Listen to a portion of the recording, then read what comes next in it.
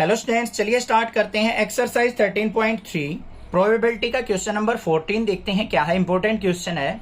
If A and B are the two events such that A is subset of B. ध्यान से देखना बच्चों क्या कह रहा है। यहाँ पे हमारा सेट वाला चैप्टर यूज हो रहा है क्लास 11th का। ए क्या कहा है, सबसेट ऑफ बी, और probability of B not equal to 0 दे रखी है।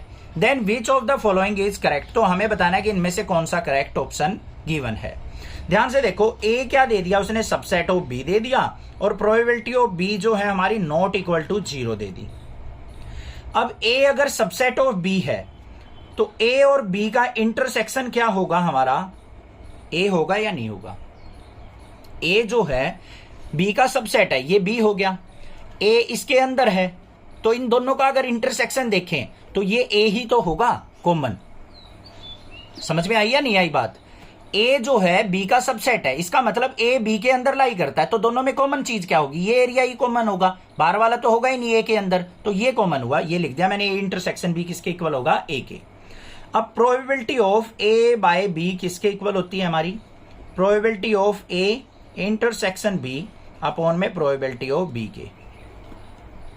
अब probability of A intersection B किसके इक्वल है हमारी, ए के इक्वल है।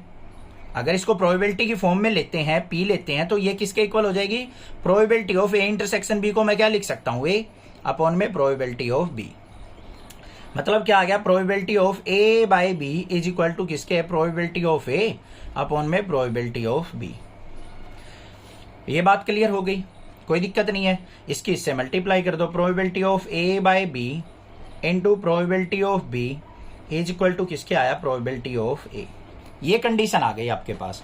अब यहां से देखो आपको क्या करना है, जो प्रोबेबिलिटी ऑफ बी है वो नॉट इक्वल टू 0 कह रखी है, और प्रोबेबिलिटी क्या होती है हमारी, 0 और 1 के बीच में लाई करती है। तो प्रोबेबिलिटी ऑफ बी अगर हमारी क्या हो, 1 हो, क्या हो, प्रोबेबिलिटी ऑफ बी अगर हमारी क्या हो, 1 हो, तो यहां 1 पुट करेंगे तो हमारी क्या आ जाएगी, probability of A by B is equal to probability of A होगी या नहीं होगी। दूसरी चीज, अगर हमारी प्रोबेबिलिटी ऑफ बी लाई करती है 0 और 1 के बीच में, ना तो वो एग्जैक्टली 0 है, 0 तो हो ही नहीं सकती, दे रखा है, और ना ही वो 1 है, 1 और 0 के बीच में लाई कर रही है। मान लो 0.2 है, 0.3 है, 4 है, 0.5 है, इस तरीके से। तो हमारे पास क्या हो जाएगी, जो प्रोबेबिलिटी ऑफ बी है अगर ये 0 और 1 के बीच में लाई करे, यहां पे मान लो 0.5 हो गया, 0.5 से अगर मैं इसकी मल्टीप्लाई करता हूं तो ये क्या हो जाएगा, probability of A by B क्या आएगा हमारे पास, greater than probability of A आएगा। आएगा या नहीं आएगा। तो इन दोनों को कंबाइंड अगर रिजल्ट देखें तो हमारे पास क्या आ गया, यहां पे ग्रेटर देन भी आ गया, इक्वल भी आ गया, तो probability of A by B greater than equal to probability of A. तो ऑप्शन क्या आ गया, C option is the correct option.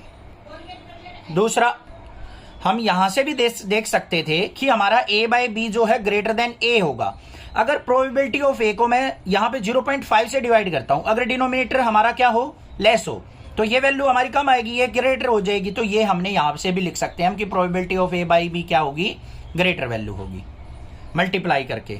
ठीक है, कोई दिक्कत नहीं होनी चाहिए। कोई भी प्रॉब्लम लगे आप मुझसे पूछ सकते हैं, अदरवाइज चैनल को जरूर सब्सक्राइब कर लें।